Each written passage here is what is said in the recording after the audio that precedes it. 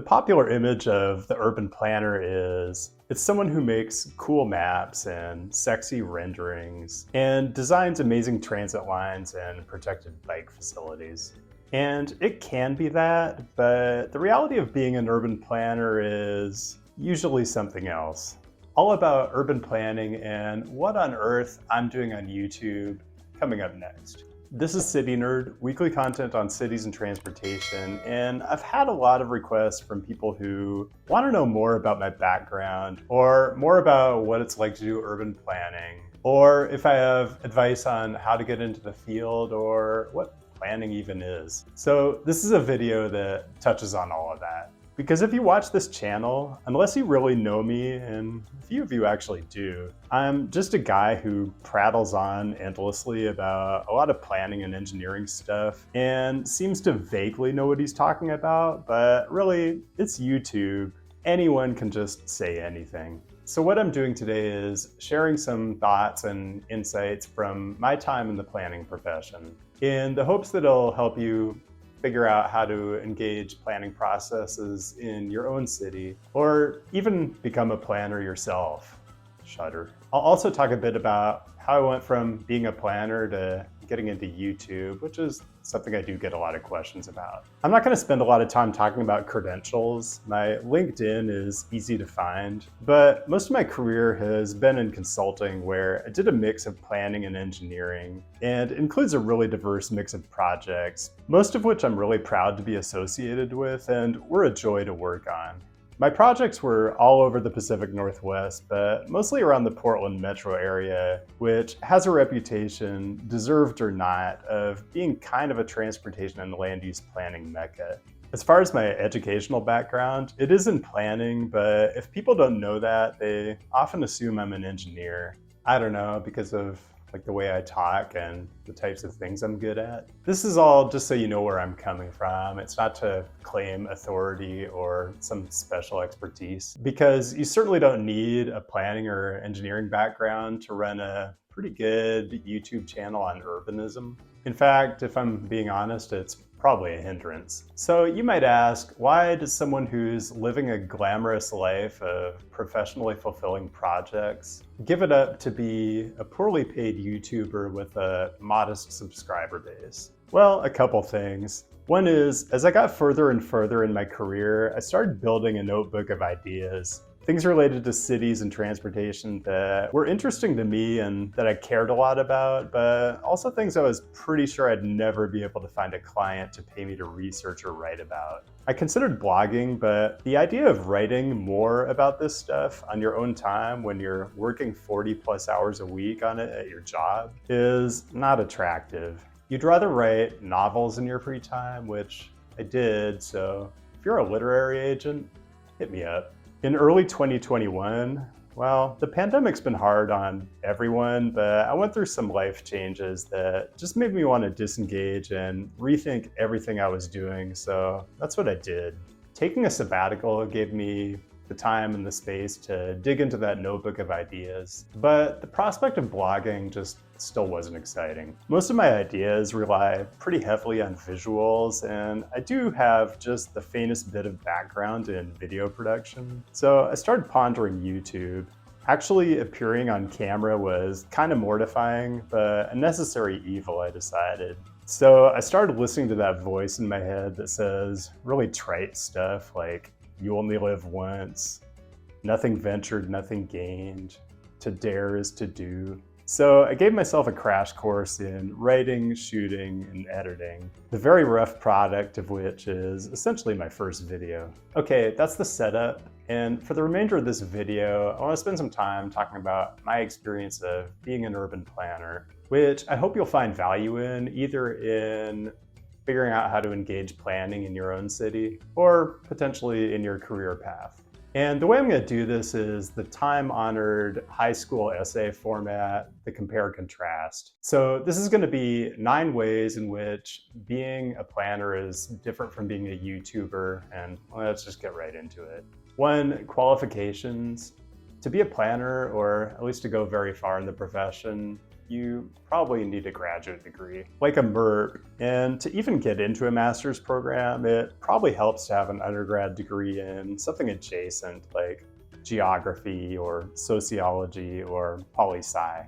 Although my undergrad was in English Lit, so maybe they'll let anyone in. It also helps if you get certified by the American Planning Association, which I'll talk more about later, but getting your AICP demonstrates that you have some baseline proficiency in planning methods, history, and theory, and it shows your commitment to ethical conduct and professionalism. To be a YouTuber who talks about planning, well, ethical conduct is pretty optional.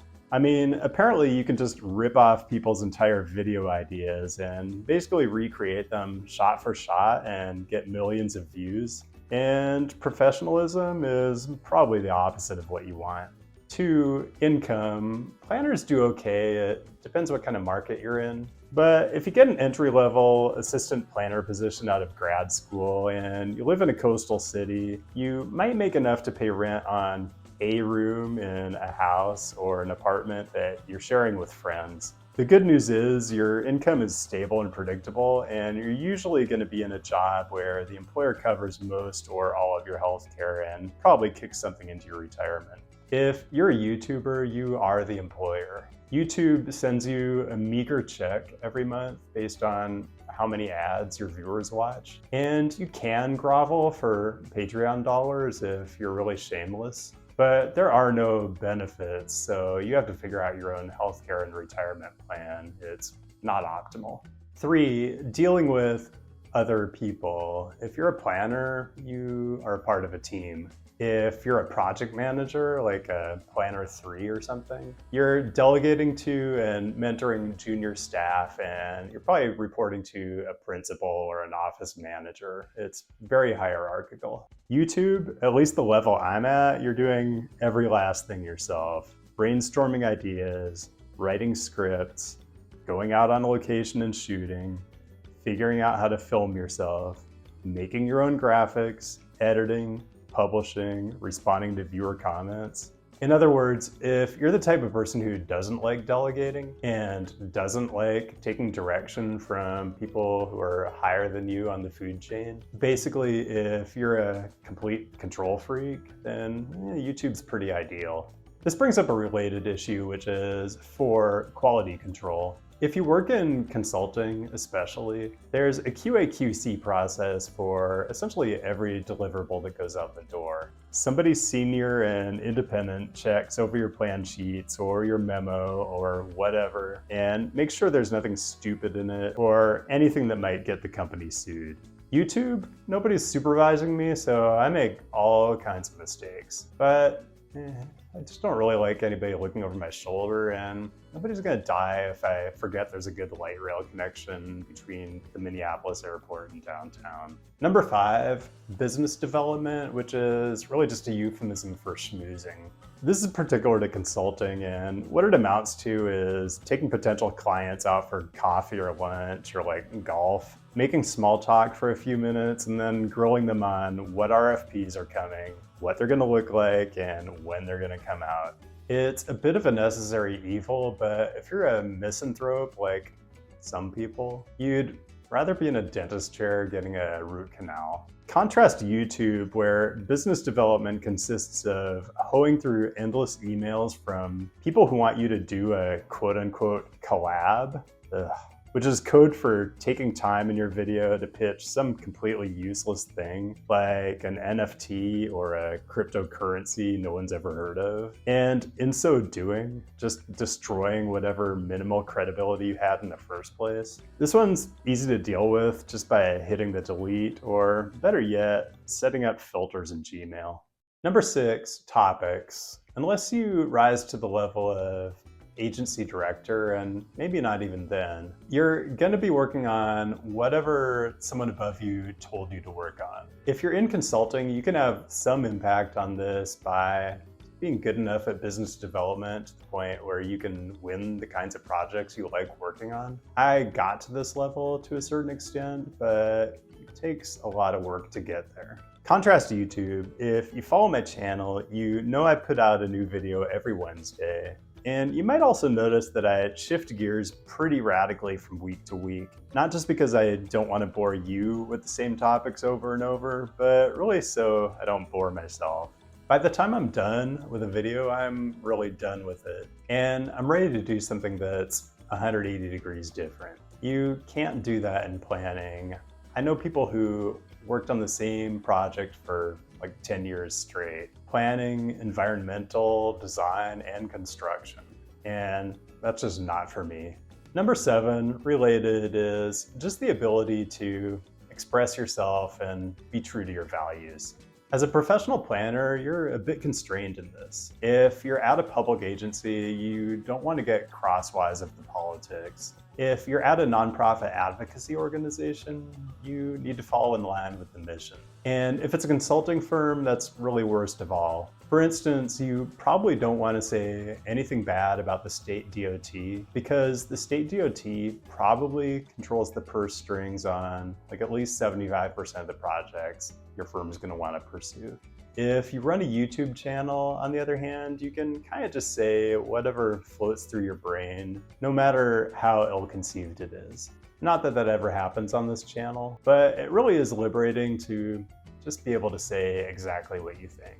Number 8, if you haven't figured it out yet, yeah, you can make decent money as a planner, but even when you get pretty advanced in your career, it can feel like drudge work. Like the kind of job where half the time you wake up in the morning, you realize you have things on your calendar that just make you want to call in sick. With this YouTube channel, I don't have any mornings like that. I wake up excited to work on topics that I chose myself, and I get to engage people who care about the same things I care about. And you know, I've heard from so many people who say I inspired them to get engaged in their communities or even to get into the planning profession. On second thought, I don't know if I'm really doing those people any favors, but we do need good people in the industry, the type of people who really care about making our cities stronger and more equitable.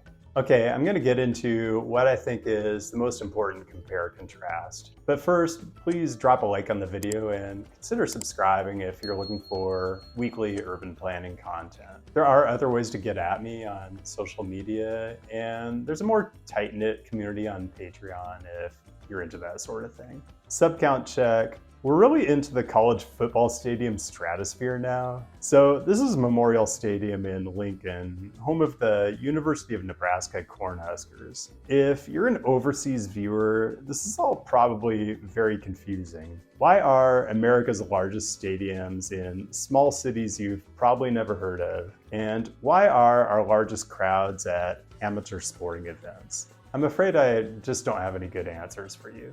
Okay, the last one, number 9, is, to me, a big one. Earlier I mentioned the AICP, which is the certification a lot of planners have, including yours truly. It's not just a certificate you get when you pass a proficiency test. It's a commitment on your part to uphold a certain level of ethical and professional behavior. So let's take a quick look at the American Institute of Certified Planners Code of Ethics and Professional Conduct. I'll leave a link to it in the description, but the 5 principles it lays out are these. 1, people who participate in the planning process shall continuously pursue and faithfully serve the public interest. 2, they should participate with integrity. 3, they shall work to achieve economic, social, and racial equity. 4, they should safeguard the public trust. And 5, practicing planners shall improve planning knowledge and increase public understanding of planning activities. So first thing, when you're dealing with local planners, keep this idea of the public interest in mind because it is really important. Most planners are ethical and do strive to balance a lot of considerations when they're trying to determine what it is that actually constitutes the public interest. Planners are also a self-selected group. They often got into the profession because they're urbanists at heart. So they really do usually have the right intentions, and they're just as frustrated as you when elected officials sign off on the same old car-centric solutions. What often really helps then is well-reasoned testimonials from everyday people, not from consultants or people with kind of obvious financial interests in a particular outcome. And if those testimonials are emotionally moving to an elected official, that's icing on the cake. In my professional career, I definitely strived to live up to the AICP code. And I'm still certified, so I asked myself, is what I'm doing on this app still consistent with all of those principles? Well, I'd make the argument that what I'm doing now is actually more consistent with the code of ethics than what I was doing in my professional career. There are projects, particularly early on in my career when I didn't have much choice about what I worked on, that, in my opinion, didn't really serve the public interest well on balance. Did I work on projects that add motor vehicle lanes? Yeah, I did. Did I work on projects that were clearly going to increase vehicle miles traveled and greenhouse gas emissions? Absolutely.